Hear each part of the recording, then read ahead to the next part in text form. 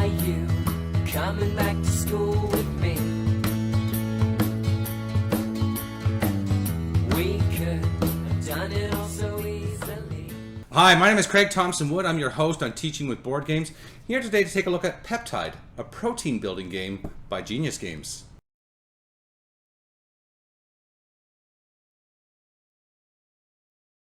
Now, if you're new to the channel, then Genius Games is a company that I've reviewed a number of times before. What they're very well known for is taking these games, making games rather, out of topics in science which you might think would be like impossible to make a game out of. I think one of the first ones I reviewed was Cytosis. It's a game about cellular biology. They have Ion, a compound building game, Virulence. Just a number of different games about different topics that are, deeply rooted in these very sort of complex, in-depth scientific ideas, and make these great games out of them. So does Peptide live up to the predecessors that I've had on the channel from before? Let's take a look and find out. So for the report card for Peptide, a protein building game, I give the number of players a B+. My standard for a B is 2 to 5 players. This one plays up to 5. So one more player, so I thought I'd give it a little bump up to the B+. For learning, I'm going to give the game an A-. Now, A's are exceptional. In order to get into the A category at all, you have to be exceptional. This game is exceptional. I mean, the use of the cards in here and how they interact in ways to teach the students about what's going on within the cells and how the proteins are being built and from the amino acids and everything is really quite incredible. There's just 2 things in it that I felt were in other games that I was missing in this game. First was, in the rule book, there was no background information about what's happening at this level. I mean, in Cytosis, there's some pages that talk about what is happening within the cell, explaining the mechanics of the game and how they relate to that cellular biology. Same thing with Ion, a compound building game. There's some information in there about the different ions and how they're working and how they're making the compounds, the connection. So it's there, and there's nothing in this one. I kind of thought that was sad. Maybe I don't know the order that the games were developed. Maybe this one was an earlier one that they decided later that they were going to start doing things like that. But what this does do, though, is it provides an excellent launching point for any teachers to say, okay, now that we've played the game, let's talk about the things that was happening. Like in the game, what did you notice what were the ribosomes doing? And so the ribosomes were doing this. Now let me talk about what that actually happening inside your cells with the ribosomes. So the students can then make the connection between what happened in the game to what the teacher is now explaining. So it's excellent in that way. The second thing was just that, it wasn't as clear. In the gameplay, what was happening, I mean, as I say, ribosomes were making chains of proteins from the amino acids. Vacuoles were giving you some energy, but also some RNA. I mean, there was things, you were doing mechanics in the game that wasn't as clearly connected to something scientific as it was like in Cytosis or in Ion compound building game. While I felt like I was learning things from it, and I was certainly learning the names, and I was learning some of the things that were happening, and I was learning about the different, like I said, I felt like a foundation was there. I don't feel like I was making those same connections like I was making in Cytosis and Virulence and those other games to make deeper understanding. So, excellent game, but as I say, an excellent game for a foundation, which the teacher would then need to build on to explain what's happening so that the students have a greater understanding of exactly what it is that's going on. For fun, I'm going to give the game an A-. The game, I played it with a group of friends just yesterday, and there was 5 of us playing, and I mean, the amount of laughing and just excitement in the game, I'm being conservative when I say the A-, honestly, because I just think that maybe some of it was, can be attributed to the group. I mean, it's just a very fun, boisterous group that we were playing with. So among students, might it be the same? I mean, maybe, but so I mean, it could really go into the A category for the amount of fun that we had playing it, particularly seeing as the subject matter, if out of a textbook, would be so incredibly dry, so incredibly boring. To put this kind of learning in such a way that it is so much fun, there's just so many elements in the game of difficult decisions to be making. What do I do at this point, and taking risks, and sort of just the selections that you're making, just always these agonizing choices, and then just can be cutthroat, where you see that somebody wants something and you're taking it from them just so that they can't have it.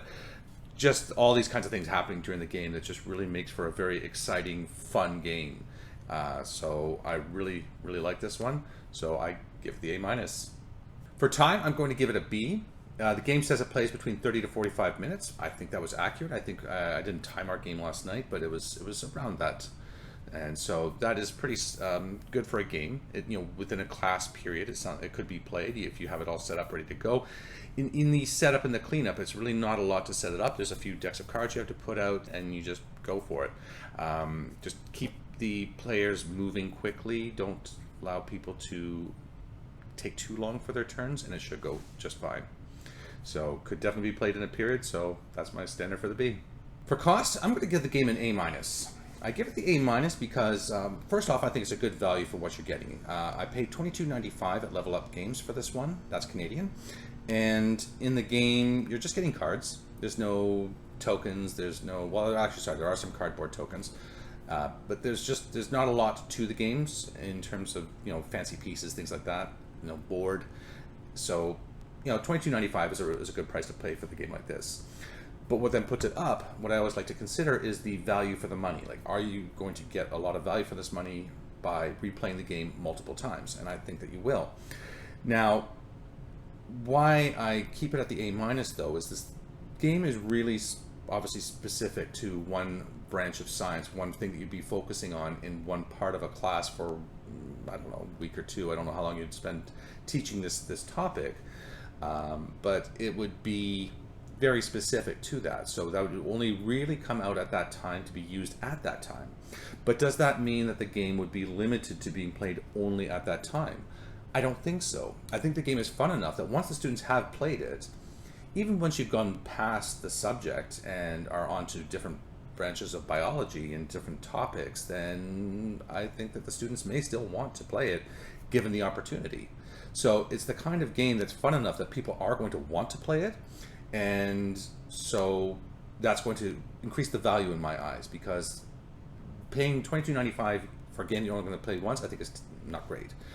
But paying $22.95 for a game you're going to play multiple times, obviously during that time when you're teaching it in the class, you're going to be using it then specifically, but then again, there could be other times that people may choose to play it.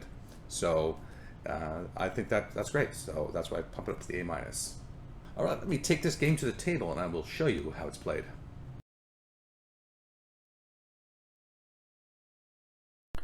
I thought what might be best to show you is how a couple rounds of the game are played to give you a sense of how the game is played. There is a full rules explanation video on the back of the box, a little QR code that will take you to a rules explanation. So I'm not going to go into a full in-depth rules explanation of everything that you can be doing, but just to give you a sense of how the game is being played. In the game, you start off with this. Everybody starts off with a start codon. You have a pile of RNA cards, and 2 are showing. There is this deck of amino acid cards. There is bonus cards for the first people to create amino acids onto their chain. The first person who does so gets a +3 bonus, +2 bonus, and a +1 bonus. There's a first player token, and everybody gets a reference card. And the reference cards are nice because they tell you what you can do. So there's special actions you can do with energy. This is the actions you can do with the ribosome, and the actions that you take with the other organelles. So there is actually a deck here off to the side I have with the organelles, and I'll be setting it up now. So the ATP, or the energy, represents the currency of the game. You're going to be using this for a lot of different actions. At the start of the turn, what's going to happen is you are going to shuffle up the organelle deck, and you're going to deal out 2 organelles for each player in the game. Where you get duplicates, like 2 ribosomes there, you just put them in a line like that. So that's 4, 5, and I'll put the nucleus under here for 6. So we have these 6 choices. Now each of the players is going to take a turn drafting one of these according to the needs of what they want. So remember, the goal is to be building your amino acid chain onto here. So you need to get your amino acids. The only way to get the amino acids is with an aminoacyl tRNA synthetase. And I'm hoping I say that properly, because I actually did research how to say it properly.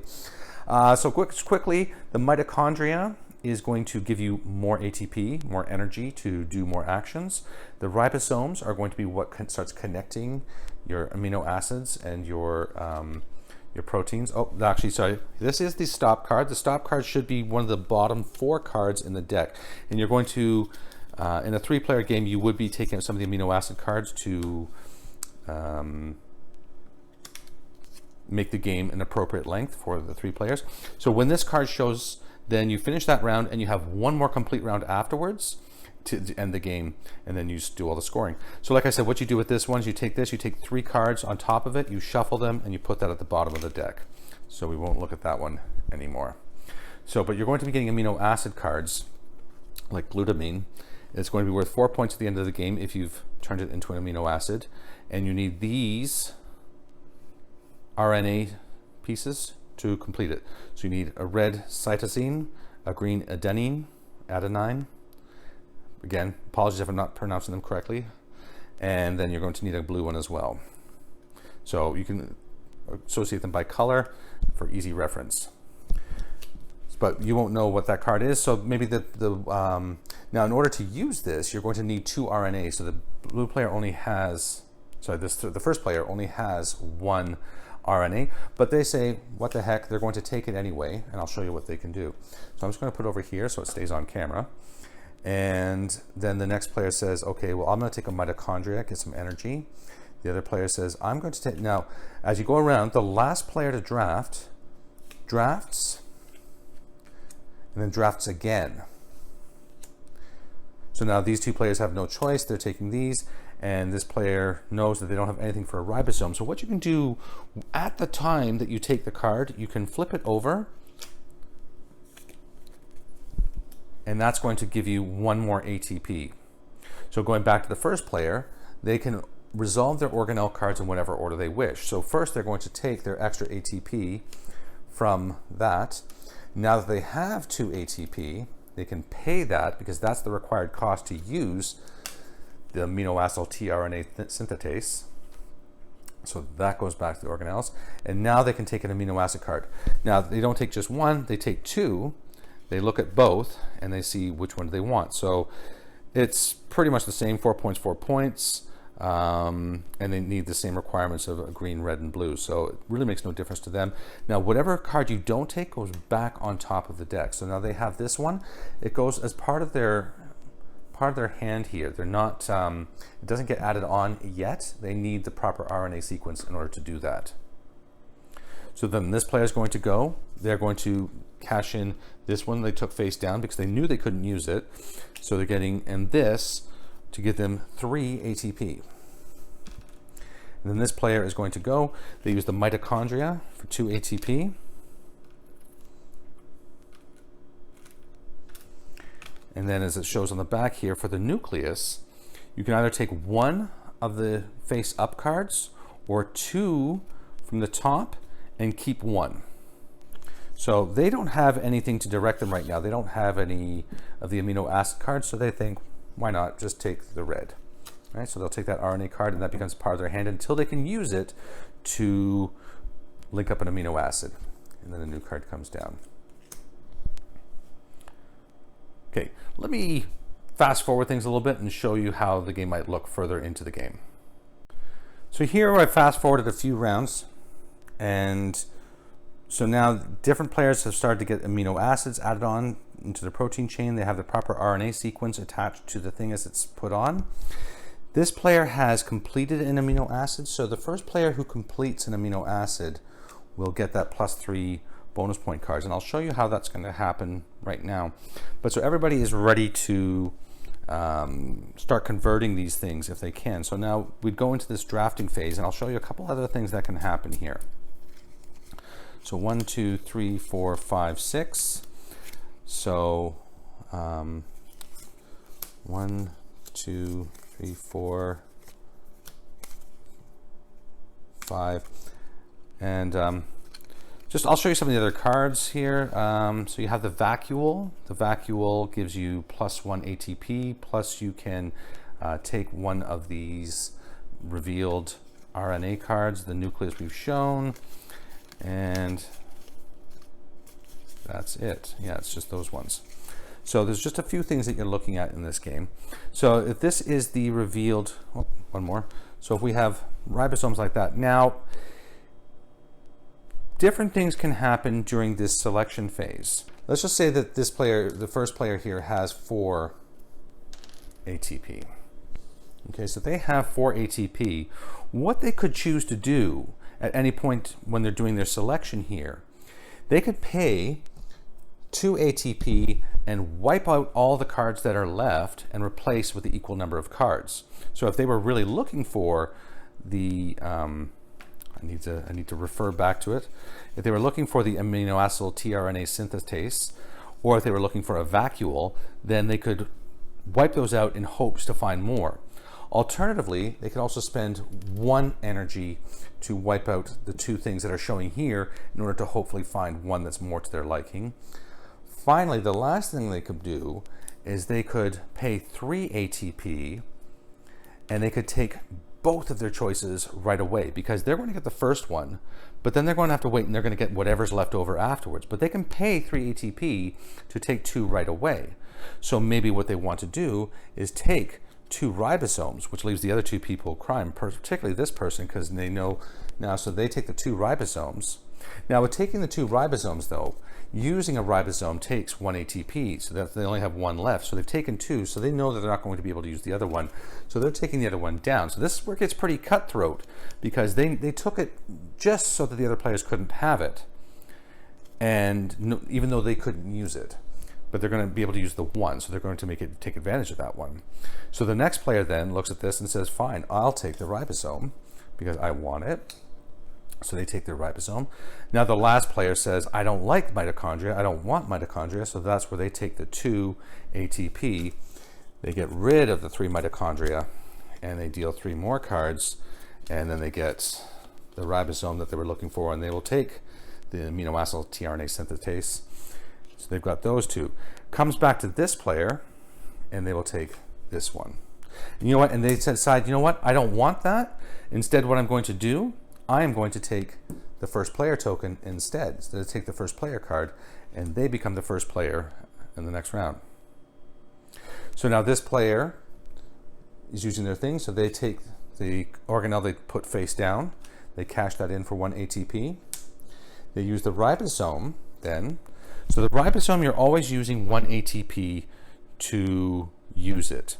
Now you can use the 1 ATP to join a card, an amino acid card. If you have the proper RNA sequence for it, you can add it to your chain,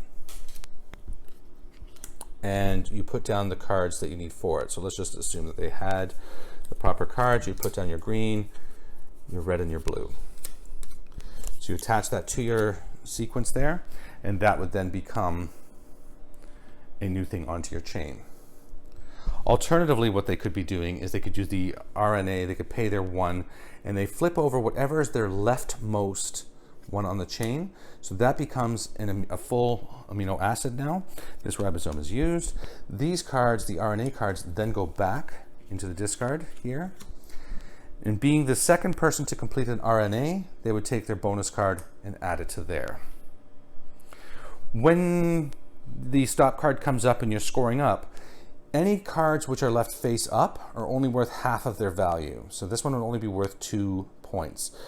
You get the full value for any cards which are face down, so this one would be the full 4 value, and you will round up. So any cards which are worth 5 will be worth 3. If you have any of these amino acid cards in your hand, then if you have the RNA cards in your hand as well to be able to produce them, you just didn't get them down in time, that's fine, you get 1 point for them. But if you have amino acid cards in your hands and you don't have the RNA cards you need to make them, each one that you have is worth -1 point. So you have to be careful about taking too many of these things and not being able to build them. So once you get the stop card, you play 1 more round. When that's all finished, you score up. Whoever has the most points is the winner. And that's how you play Peptide, a protein building game. Let me take you to my final thoughts. So I think Genius Games has done it again. Peptide, a protein building game, is a fantastic game. It's a lot of fun, and they've done this magical thing about taking some very dry, boring, difficult science topic and put it into a game format that's going to make it much more palatable for people to be learning. Not only that, but just through the gameplay, just the way that the brain is going to make those connections to these difficult topics just makes it that much more valuable as a resource, as a learning resource. So I think this is fantastic, and I think if you are teaching this kind of topic in school, I think I would 100% recommend that you get this for your classroom, because I think that it is an amazing tool, and I think that your students will be very grateful for you for getting it, because it does so well in helping to teach some of these concepts through gameplay. And be sure to check out my other videos on Genius Games. I would look into the high school science section, and you can find them in there, or contact me directly, and I'll point you out the ones if there's particular ones that you're looking for. If there's a Genius game that I haven't done yet, and I know there are a few still, and you would like to see them, please let me know in the comment section below, and I'll certainly make it a priority to get those ones out as soon as I can. If you're new to the channel, then what I'm doing is I'm putting out content on a weekly basis around topics of gamification, game-based learning, and sometimes I'm reviewing books, doing interviews, anything I can do to help to educate other educators, parents, teachers, anybody who is working in the field of education or helping people to learn or helping yourselves to learn, then this is the channel for you. Providing lots of different ideas for learning resources that we can use to help make learning more fun, because I think that's just a big belief of mine. My own personal, I'm a teacher of 20 years experience, and I always have strived to make my classroom as fun as possible through gameplay and such to help the students to learn best. And I'm just trying to share what I'm learning and what I know to be true through my experience. If this sounds good to you, then please remember to hit like and subscribe down below, even that little bell icon beside that tells you when I am putting out new content, which, like I said, is on a weekly basis. If you have any ideas for content you might like to see on the channel, whether it be books, games, topics of gamification, anything at all, please leave me that message in the comment section below, and I will respond as soon as possible. I do love to hear from the viewers. And that is going to wrap it up for today's episode. Until next time, I am Craig Thompson-Wood, your host on Teaching with Board Games, saying thanks for coming to the classroom. Are you coming back to school with